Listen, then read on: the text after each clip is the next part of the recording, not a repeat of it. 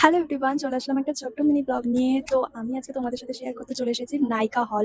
তো আজকে আমি নাইকা থেকে কিছু পারচেস করেছি, তো সেগুলো কি কি পারচেস করেছি সেগুলো তোমাদের সাথে আমি আজকে শেয়ার করব। তো চলো নাইকা হলটা স্টার্ট করা যাক।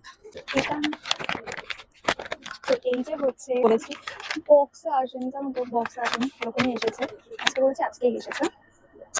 তো ফার্স্টেই আমি অর্ডার করেছি এই যে এটা প্লাম্পের টোনার। এই টোনারটা আমি ফার্স্টেও ইউজ করেছি, খুবই ভালো টোনারটা। তার জন্য এটা আমি আবার রিস্টক করেছি। খুবই ভালো, তোমরা rice water and niacinamide toner. So খুবই খুবই খুবই ভালো। তো তোমরা যদি কেউ একটু বাজেটের মধ্যে একটা টোনার, ভালো টোনার ইউজ করতে চাও, তো সেটা হচ্ছে এই প্লাম্পের টোনারটা, খুবই ভালো, তোমরা দেখতে পারো। সো এটা হচ্ছে ফার্স্ট আমার পারচেস।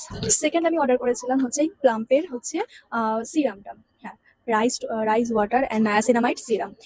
এটা আমি খুব নাম শুনেছি যে এই টোনার মানে সিরামটা, সরি, এই সিরামটা নাকি খুবই ভালো, বাট আমি এই ফার্স্ট টাইম এটাকে ইউজ করছি।